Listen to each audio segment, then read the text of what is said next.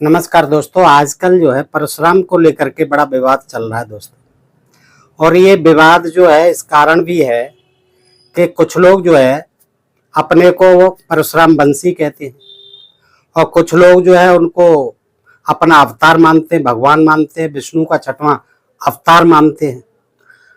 लेकिन दोस्तों जो पुराणों में कहानियां हैं उनसे ये सिद्ध नहीं होता है कि परशुराम जी जो है ब्राह्मण थे, क्योंकि ब्राह्मणों को तो ये माना गया है परशुराम जी क्योंकि विष्णु के 6ठे अवतार हैं, इसलिए उनको तो ब्रह्मा के मुख से पैदा होना चाहिए था या विराट पुरुष के मुख से पैदा होना चाहिए था, क्योंकि ऐसा ही बताया गया है। ऋग्वेद में तो कहा गया कि विराट पुरुष के मुख से निकले ब्राह्मण जो है, क्षत्रिय जो है भुजाओं से और वैसे जंघाओं से, शूद्र जो उनके पैरों से।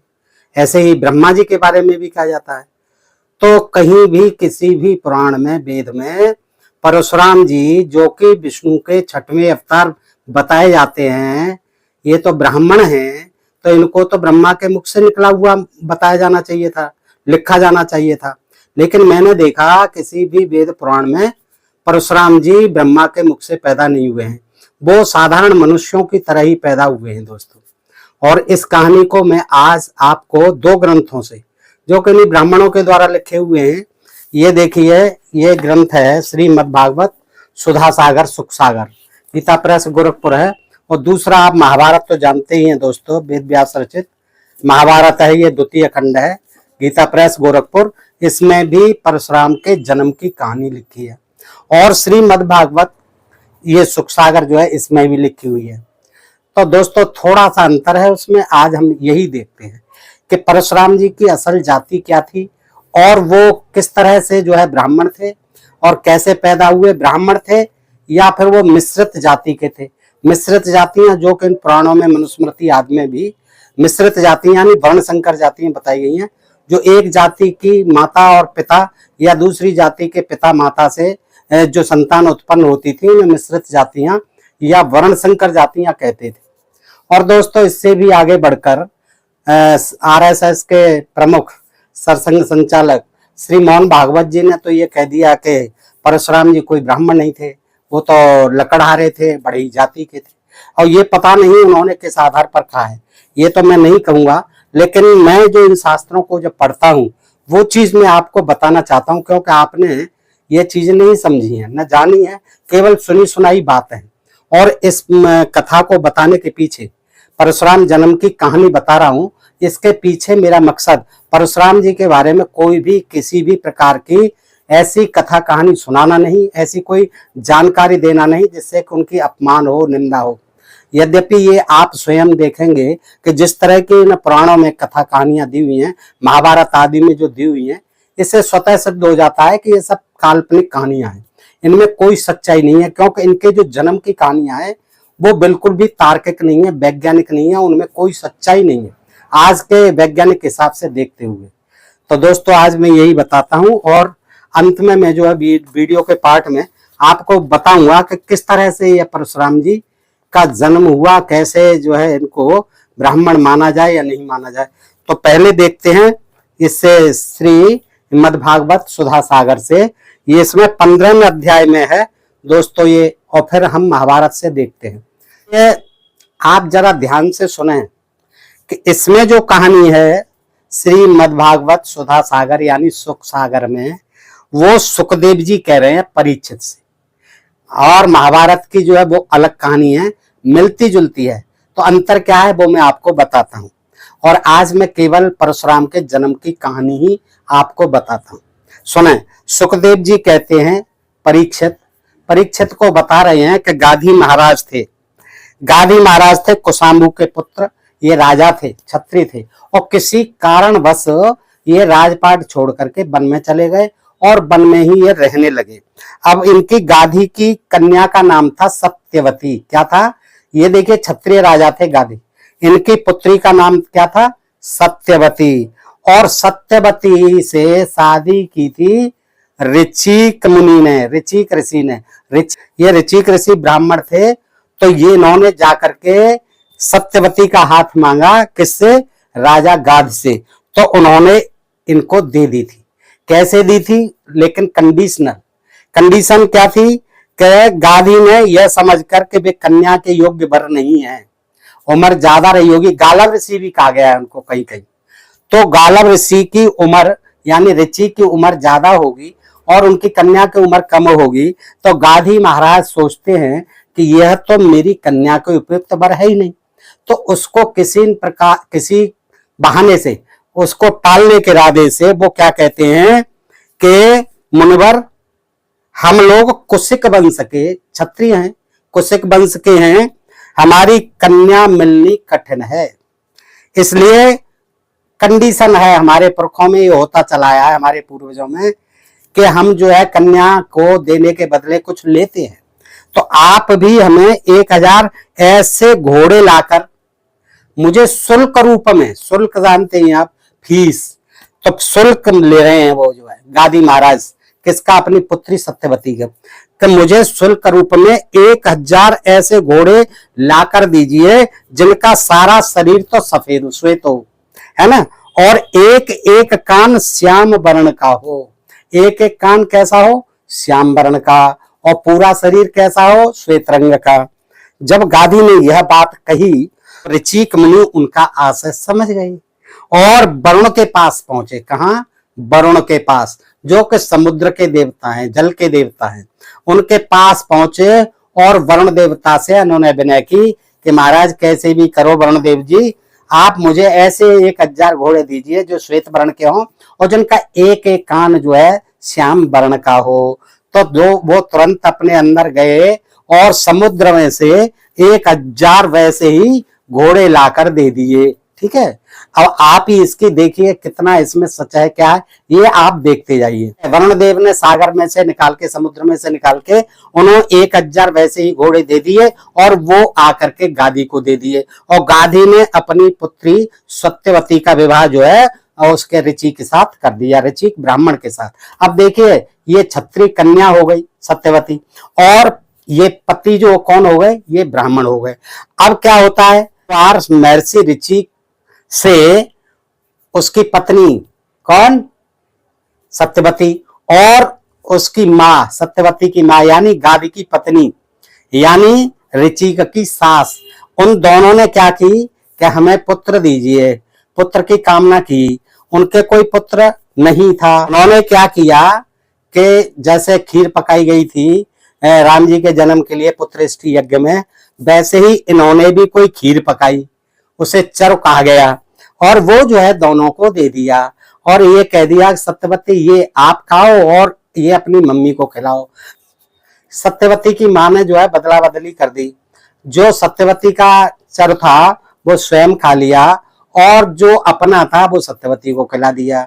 कुछ दिन बाद वो ऋचिक मुनि को उन्होंने ये बात बताई, तो ऋचिक मुनि ने कहा कि बेटा सत्यवती ये तो तुम्हारे साथ धोखा हो गया, अब जो तुम्हारा जो पुत्र होगा वो जो है ब्राह्मण तो होगा कर्म से, लेकिन वो क्षत्रिय होगा कर्म से, ब्राह्मण होगा जन्म से लेकिन क्षत्रिय होगा कर्म से। इसके जो होगा पुत्र वो जो है होगा जन्म से क्षत्रिय और कर्म से ब्राह्मण, यानी वो विश्वामित्र पैदा हुए और इधर महाराज जमदग्नि जी पैदा हुए। ये सत्यवती के पुत्र थे, जमदग्नि महाराज पैदा हुए सत्यवती के गर्भ से। अब देखिए सत्यवती क्या हो गई कि इनको जन्म दे करके वो कौशिकी नदी बन गई। देखिए ये कैसी विचित्र कहानी है, वो क्या बन गई, इनको जन्म देते ही कौशिकी नदी बहने लगी, कौशिकी नदी बन गई। अब ये देखिए क्या विचित्र कहानी है, आप देखते जाइए। अब क्या होता है कि एक रेणु ऋषि थे और रेणु ऋषि की कन्या थी रेणुका, जमदग्नि ने उसका पाण ग्रहण किया, रेणुका से शादी की। किसकी पुत्री थी, रेणु ऋषि की। लेकिन दोस्तों इसमें जो है ये बदल दिया गया है श्रीमद् भागवत सुधा सागर में।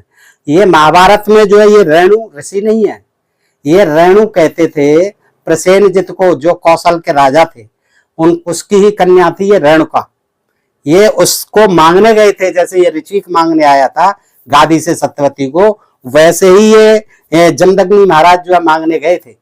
ये कौशल नरेश थे प्रसेनजित, उनकी को ही यहाँ श्रीमद् भागवत में क्या बता दिया गया है कि रेणु ऋषि की कन्या थी रेणुका, क्योंकि वो जो है बौद्ध धर्म के अनुयायी थे राजा प्रसेनजित, और उनकी जो पत्नी थी वो भी बुद्ध धर्म की अनुयायी थी। तो यहाँ जो है बदल दिया गया, और इससे ये सिद्ध होता है कि ये बुद्ध काल जो था उसी समय ये पुराण आदि ये सारी कहानियां, परशुराम जन्म आदि ये सब महाभारत की कहानियां उसी समय की लिखी गई हैं। उससे यही सिद्ध होता है, क्योंकि प्रसेनजित जो है इतिहास में भी देखेंगे, सब जगह देखेंगे, तो वो बौद्ध धर्म के अनुयायी थे, उनकी पत्नी भी बौद्ध धर्म की अनुयायी थी। तो अब क्या होता है, उससे जो है रेणु ऋषि की कन्या रेणुका का विवाह होता है, और उसके गर्भ से जमदग्नि ऋषि के वसुमान आदि कई पुत्र हुए। और जगह 5 पुत्र बताए गए हैं, लेकिन यहाँ जो है कई पुत्र हुए, संख्या नहीं बताई गई है। उनमें सबसे छोटे कौन थे? परशुराम जी थे। उनका यश सारे संसार में प्रसिद्ध है। कहते हैं कि है वंश का अंत, है वंश जो क्षत्रिय वंश था उसका अंत करने के लिए परशुराम के रूप में स्वयं भगवान ने ही अंशावतार ग्रहण किया था, इसीलिए इनको विष्णु का 6वां अवतार कहा जाता है। क्षत्रियों ने उनका थोड़ा सा ही अपराध किया था, थोड़ा सा ही अपराध किया था, क्षत्रियों ने ज्यादा अपराध नहीं किया था।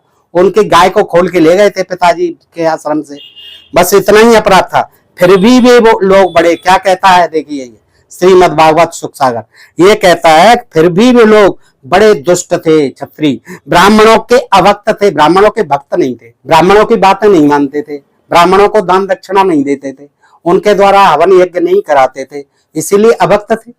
और इसीलिए ये लोग जो उनसे नाराज थे। नहीं, गाय कोई ऐसी चीज नहीं थी जिससे कि 21 बार आप क्षत्रियों का विनाश करें। और रजोगुणी और विशेष करके तमोगुणी हो रहे थे। कौन? क्षत्रिय लोग बहुत ही दुष्ट थे, ब्राह्मणों के अभक्त थे, रजोगुणी थे और विशेष करके तमोगुणी हो रहे थे।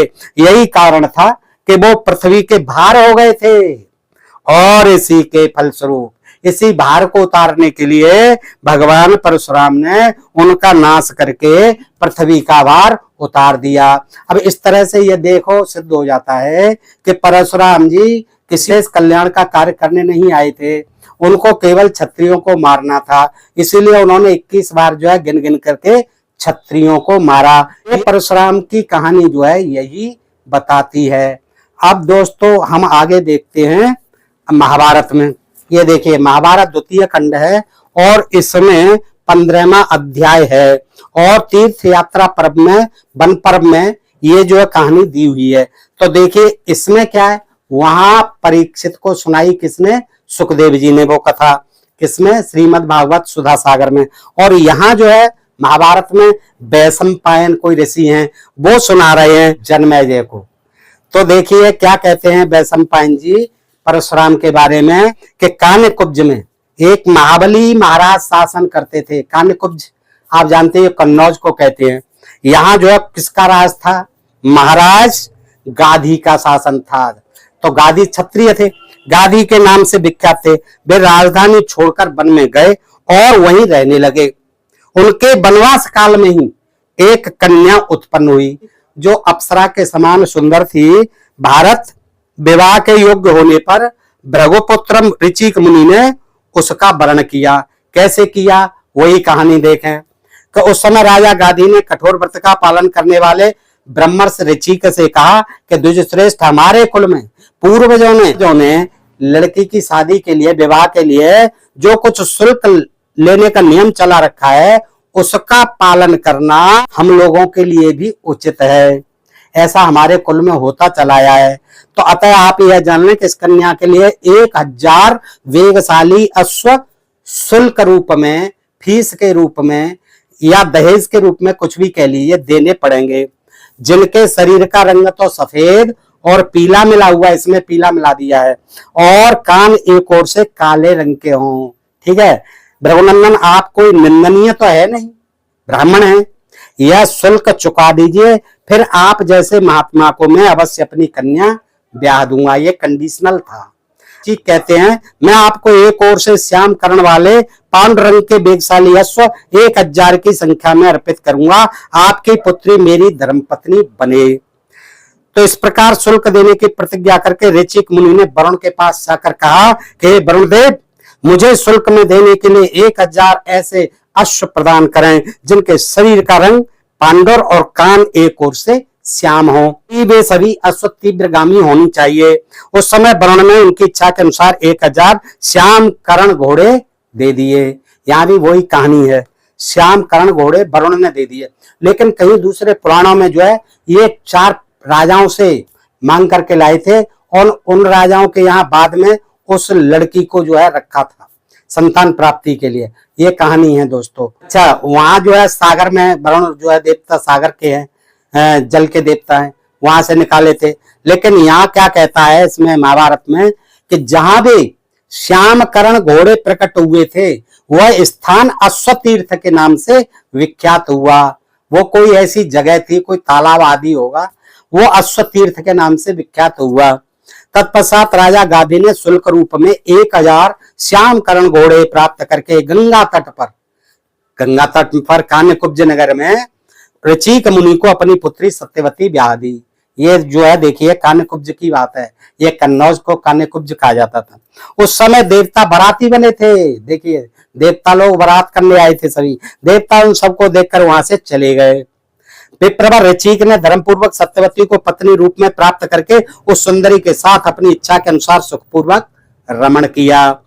राजन विवाह करने के पश्चात पत्नी सहित ऋचिक को देखने के लिए, ऋचिक का विवाह हो गया है, ये देखने के लिए महर्षि भृगु उनके आश्रम पर आए। भृगु ऋषि अब उन दोनों पति पत्नी ने पवित्र आसन पर विराजमान देव वृंद वंदित गुरु पिता एवं ससुर, पिता भी हुए वो ससुर भी हुए, का पूजन किया और उनकी उपासना में संलग्न हो गए, हाथ जोड़ खड़े रहे। अभी यहाँ देखिए ऋचिक ने नहीं दिया है वो जो चर पकाया था, ये यहाँ जो है भृगु ऋषि आ गए, ये भृगु ऋषि देंगे। तो आगे देखिए भगवान भृगु ने अत्यंत प्रसन्न होकर अपनी पुत्र वधू से कहा, सत्यवती से, कि सौभाग्यवती बहू कोई वर मांगो, मैं तुम्हारी इच्छा के अनुरूप वर प्रदान करूंगा। देखिए सत्यवती ने ससुर को अपने और अपनी माता के लिए पुत्र प्राप्ति का उद्देश्य रखकर प्रश्न किया। तब भृगु जी ने उस पर कृपा दृष्टि की कि बहू ऋतु काल में जब तुम्हारा पीरियड हो तब स्नान करने के पश्चात तुम और तुम्हारी माता पुत्र प्राप्ति के उद्देश्य से 2 भिन्न भिन्न वृक्षों का आलिंगन करो। किसका आलिंगन करो? 2 वृक्षों का। ये देखिए भृगु ऋषि बता रहे हैं तुम्हारी माता तो पीपल का आलिंगन करे और तुम गूलर का आलिंगन करना। यानी जो सत्यवती की माँ है वो किसका करे? पीपल का आलिंगन, और गूलर का आलिंगन सत्यवती करे। उसके बाद विराट पुरुष परमात्मा का चिंतन करके तुम्हारे और तुम्हारी माता के लिए मैंने यत्न पूर्वक 2 चरु तैयार किए हैं। अब तो तुम दोनों प्रयत्न पूर्वक अपने अपने चरु का भक्षण करना। ऐसा कहकर भृगु जी अंतर्ध्यान हो गए। इधर सत्यवती और उनकी माता ने वृक्षों के आलिंगन और चर भक्षण में उलटफेर कर दिया। सत्यवती ने गूलर का आलिंगन कर दिया और उसकी माता ने किसका? पीपल का कर दिया। और सत्यवती का जो चर था वो खा लिया किसने? उसकी माता ने, और जो माता का था वो खा लिया सत्यवती ने। इस प्रकार यहाँ जो है भृगु ऋषि का दिया हुआ था, वहां ऋचिक ऋषि का दिया हुआ था।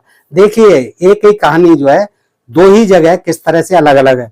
तदनंतर बहुत दिन बीतने पर भगवान भृगु अपनी दिव्य शक्ति से सब बातें जानकर पुनः वहां आए। उन्होंने जान लिया कि इन्होंने तो गड़बड़ घोटाला कर दिया दोनों ने, माता और बेटी ने। वो अपनी पुत्र वधू सत्यवती से बोले, क्या बोले देखिए, भद्रे तुमने जो चरवक्षण और वृक्षों का आलिंगन किया है उसमें उलटफेर करके तुम्हारी माता ने तुम्हें ठग लिया। इस भूल के कारण तुम्हारा पुत्र ब्राह्मण होकर के भी क्षत्रियोचित आचार विचार वाला होगा। यानी उसके कर्म कैसे होंगे? क्षत्रियों जैसे, लेकिन होगा तो ब्राह्मण ही। लेकिन तुम्हारी माता के जो गर्भ से पैदा होगा वो क्षत्रिय होगा, लेकिन होगा वो ब्राह्मणों के कर्म करने वाला।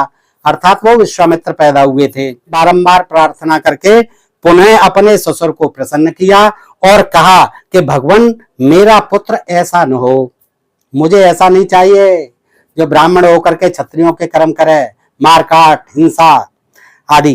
तो भले ही पौत्र क्षत्रिय स्वभाव का हो जाए लेकिन जो है हिंसक नहीं हो। पांडुनंदन तब एवं मस्तो कहकर भृगु जी ने अपनी पुत्र वधू का अभिनंदन किया। तत्पश्चात प्रसव का समय आने पर सत्यवती ने जमदग्नि नामक पुत्र को जन्म दिया। भगवत भार्गव नंदन जमदग्नि तेज और ओज बल दोनों से संपन्न थे। परशुराम जी का जन्म देखिए, कि जमदग्नि महाराज जो है किसके पास पहुंचते हैं, राजा प्रसेनजित के पास। राजा प्रसेनजित के पास जाकर जमदग्नि मुनि ने उनकी पुत्री रेणुका के लिए याचना की है। ये किसके पास आए, प्रसेनजित के पास। प्रसेनजित कौन थे, कौशल नरेश थे, उस समय कौशल के राजा थे। और ये जो है उनकी जो पत्नी थी वो भी बौद्ध धर्म की अनुयायी थी, और ये राजा प्रसेनजित भी बौद्ध धर्म के अनुयायी बताए गए हैं विभिन्न शास्त्रों में। तो जमदग्नि मुनि ने उनकी पुत्री रेणुका के लिए याचना की और राजा ने उनको अपनी कन्या ब्याह दी। और इसी राजा प्रसेनजित को आपने देखा कि श्रीमद् भागवत सुधा सागर सुख सागर में क्या बता दिया, रेणु ऋषि, रेणु महर्षि रेणु, उनके नाम से रेणुका बता दी। रघुकुल का आनंद बढ़ाने वाले जमदग्नि राजकुमारी रेणुका को पत्नी रूप में पाकर आश्रम पर ही रहते हुए उसके साथ तपस्या करने लग गए। रेणुका सदा सब प्रकार से पति के अनुकूल चलने वाली स्त्री थी। उसके गर्भ से क्रमशः 4 पुत्र हुए और फिर 5वें पुत्र हुए परशुराम, सबसे छोटे। अब देखिए इसमें 5 पुत्र बता दिए और वो श्रीमद् भागवत सुख सागर में कोई संख्या नहीं दी थी। कई पुत्र हुए, उनमें सबसे छोटे परशुराम थे, ये बताया गया है। और इसमें महाभारत में 4 पुत्र हुए, फिर 5वें पुत्र परशुराम जी का जन्म हुआ। अवस्था की दृष्टि से भाइयों में छोटे होने पर भी वे गुणों में उन सबसे बढ़े चढ़े थे।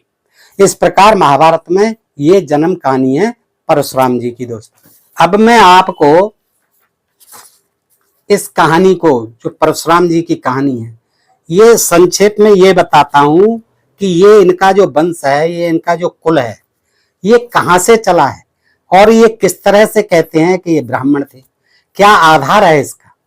तो दोस्तों यहाँ इन पुराणों से ही, इन शास्त्रों से ही हम देखो निकालते हैं जानकारी।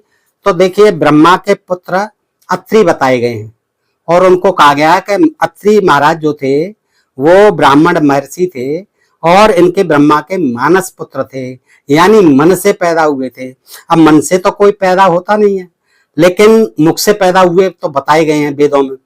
तो अत्रि महाराज को ये नहीं लिखा कि ये जो है मुख से पैदा हुए थे, मुख पुत्र थे, ये मानस पुत्र थे।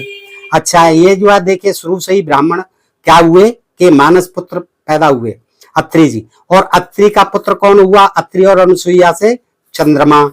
चंद्रमा जानते हो ये उपग्रह है, इसी को ही बताया गया है। चंद्रमा और तारा, ये तारा जो है देवताओं के गुरु बृहस्पति की, यानी चंद्रमा का भी गुरु था बृहस्पति, उसकी पत्नी तारा को लेकर के ये भाग गया था। उस पर बहुत झगड़ा हुआ था देवताओं और दैत्यों तक में। तो फिर ये चंद्रमा और तारा के मिलन से क्या हुआ था, बुध पैदा हुआ। वो भी एक ग्रह है देखिए दोस्तों, बुध पैदा हुआ और बुध और इला से पुरुरवा राजा पैदा हुआ। बुध कौन, यही हो गए चंद्रमा और तारा का पुत्र। और इला कौन, इला थी राजा सुदमन, राजा था ये सुदमन। लेकिन सुदमन जो है एक दिन एक जंगल में जाता है, उसमें शंकर जी का ये अवसाप था कि कोई भी इस जंगल में घुसेगा वो स्त्री हो जाएगा। तो ये जो इला क्या हुई, सुदमन राजा जो है अपनी सेना सहित स्त्री बन गया था। फिर इसको ब्रह्मा ने वरदान दिया था कि 1 महीने तुम पुरुष रहोगे और राजा बन के राज्य करोगे, और 1 महीने आप जो है इला रहोगे। तो इला को देख करके ये बुद्ध जो है उस पर हो गया मोहित और उससे कर ली शादी। स्त्री थी और पीरियड टाइम में थी, तो पुरुरवा का जन्म हुआ। अब सोचिए आप, पुरुरवा कौन हुए, क्षत्रिय। ये सब राजा ही हो रहे हैं, लेकिन यहाँ तक कि ये जाति से माने तो अभी यहाँ से बदल जाता है, क्योंकि इला जो है ये सुदमन राजा, ये क्षत्रिय राजा था। बुद्ध तक मान भी लिया जाए कि चलो ये ब्राह्मण ही थे, लेकिन यहाँ जो है सुदमन से, ये इला से, ये जो है कुल वंश इनका जो है मिश्रित हो जाता है। ये क्षत्रिय हुई, क्षत्रिय राजा था जो स्त्री बन गया था। इससे पुरुरवा का जन्म हुआ और पुरुरवा चंद्रवंश के पहले राजा बने। जो चंद्रवंश है वो कहां से प्रारंभ हुआ, इसी पुरुरवा राजा से। और इन्होंने प्रतिष्ठानपुर से शासन किया। इनका शासन कहां था, प्रतिष्ठानपुर में। अब देखिए एक दिन उर्वशी अप्सरा जा रही थी, तो राजा पुरुरवा ने देखी। और उर्वशी अप्सरा तो आप जानते हो नाचने गाने वाली वैश्याएं होती थी इंद्रलोक की। तो वो जा रहे थे और वो सुंदर होती थी, और राजा और ये मुनि जो देख करके उन्हें मोहित हो जाते थे। इसी तरह इस राजा पुरुरवा ने उसको देखा, उर्वशी को, वैश्या को, और उससे इनके हुए 6 पुत्र। अब आप देखिए कैसे ये ब्राह्मण हुए। तो ये क्या हुआ, इनसे 6 पुत्र प्राप्त हुए। किससे? पुरुरवा और उर्वशी से। और उनमें से एक पुत्र का नाम था विजय। विजय का पुत्र हुआ भीम, भीम का कांचन, कांचन का होत्र, होत्र का पुत्र था जनु, जनु जो जानवी यानी गंगा का पिता कहलाता है।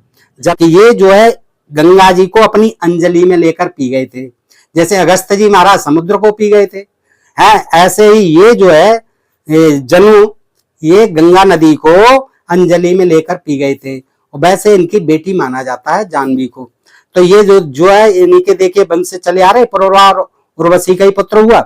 अच्छा, अब जनु का पुत्र था पुरु, और पुरु का बलाक, और बलाक का अजक, और अजक का पुत्र था कुश। अब कुश के 4 पुत्र थे, जिनमें एक का नाम था कुशाम्बु, और कुशाम्बु के पुत्र हुए गाद छत्री। ये जो गादे जो हुए वो किसके हुए? कुशाम्बु के। तो ये किससे वंश चला है?